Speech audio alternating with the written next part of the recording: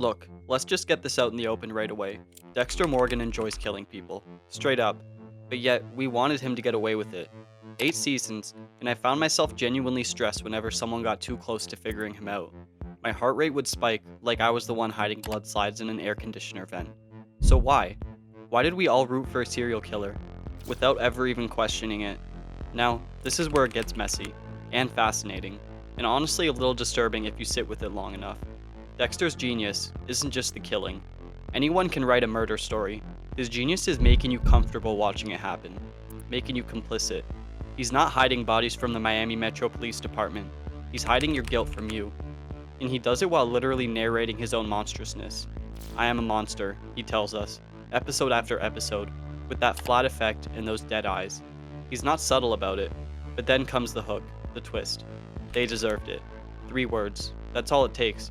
And suddenly, your moral compass starts spinning. There's a psychological phenomenon, moral licensing the researchers call it, and it basically works like a karmic credit card.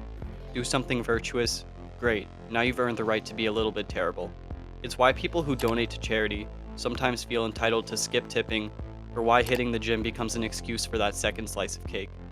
Dexter basically weaponizes this against us. His victims aren't just random, they're curated. Child killers, serial rapists, the worst of the worst. The show spends careful minutes, sometimes whole episodes, making sure we understand exactly how vile these people are before Dexter ever touches them. We're not watching a murder by the time that knife comes out. We're watching justice, or something that feels uncomfortably close to it. And the show knows exactly what it's doing. It's priming us, conditioning us, to accept violence as long as it's pointed in the right direction.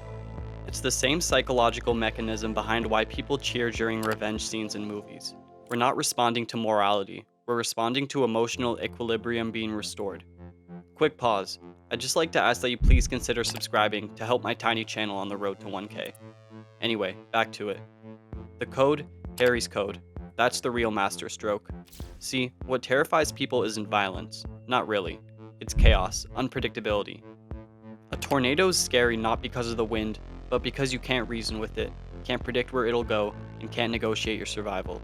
A serial killer with no rules, that's nightmare fuel. It could be anyone, it could be anywhere, it could be you. But a serial killer with a strict set of guidelines, a methodology, a discipline, that's kind of oddly reassuring. He's not gonna hurt innocent people. He said so, he has rules. And rules mean control, and control means safety. And safety means we can relax and enjoy the show. We're essentially treating a murderer like a well-trained guard dog. As long as he only bites the bad guys, we're happy to scratch behind his ears. Here's something that took me embarrassingly long to notice. The dark passenger thing is doing so much heavy lifting. Dexter doesn't say I want to kill, he externalizes it. This dark thing inside him, this separate entity with its own hungers, is practically a roommate he can't evict. In that framing, it transforms everything. He's not a predator anymore, he's a victim. A guy burdened with urges he didn't ask for, fighting every day to channel them towards something resembling good. It's the same psychological trick people use when they do things they're not proud of. I wasn't myself. Something came over me. I lost control. The self stays clean because the actions belong to this other thing, this intruder, this passenger. And the show reinforces this constantly. Flashbacks, trauma, Harry's mentorship, the fact that Dexter didn't choose this life himself. That's a powerful narrative tool. Because humans are wired to empathize with suffering, even monstrous suffering. We love characters who battle inner demons. It's practically the hero's journey template at this point. But Dexter flips it. His inner demon is him. Dexter is a monster, inside and out. And somehow, we forget that constantly, because the packaging is just so clever. Now let's talk about the parasocial thing for a second, because I think it's the piece most people miss. Dexter's narration isn't just exposition, it's intimacy. He's whispering his secrets directly into our ears, telling us things he can't tell anyone else in this fictional world. His fears about being discovered, his confusion about human emotions, his genuine attempts to connect with Rita and the kids, despite feeling like he's playing a role. And when someone shares their vulnerabilities with you, even a fictional someone, something shifts. You start rooting for them, feeling protective. You've been let behind the curtain, made special, included in something private. It's the same mechanism that makes people defend their favorite celebrities, or feel genuine grief when a character dies in a show. Dexter doesn't just show us his kills, he recruits us mentally. Every time Dexter's on that table, knife in hand, the show's already spent its narrative budget making absolutely sure we hate the person strapped down more than we could ever hate Dexter.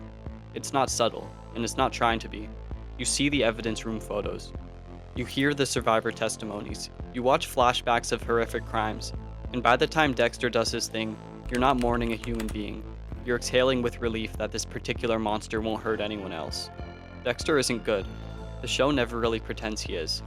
But relative to the parade of horrors he hunts, he's practically heroic, and our brains are wired to grade on curves. But honestly, I think the deepest hook is something the show never says out loud. Real justice is messy, slow, inconsistent. We've all seen cases where someone obviously guilty walks free on a technicality, or victims wait years for trials that might not deliver closure, or the system just fails. Because systems do that, and honestly, way more often than they should. Because nothing designed by humans is ever perfect.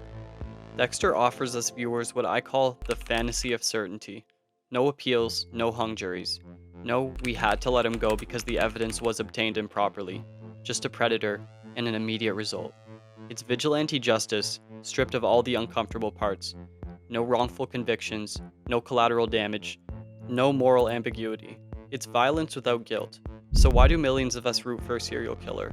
Not because we're secretly terrible people. At least I hope not. In my own humble opinion, as a massive fan of Dexter, it's simply because the show engineers our consent at every turn.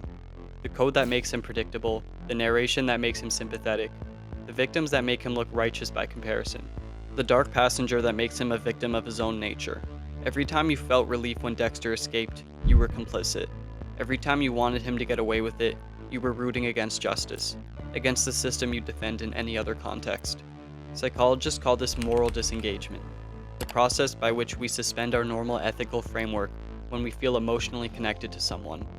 And Dexter, both as a TV show and as a character, was specifically designed to make us feel this way. It's the same reason people defend real criminals they admire. Dexter's writers know this. They didn't just write a killer that you could tolerate, they engineered one you couldn't help but love, and then made you live with what that says about you. That's the real dark passenger, not Dexter's compulsion to kill. It's yours to watch. And that's what separates Dexter from every other crime drama. It doesn't just show you darkness, it makes you choose it, every single episode. Dexter commits the perfect crime, and the body he hides isn't just his victims, it's our own guilt. And that's the dark psychology behind why we really root for Dexter Morgan. If you made it this far, thanks for watching. And if you enjoyed the video, I just ask that you please consider subscribing to support my tiny channel. I post deep psychological content like this every single week.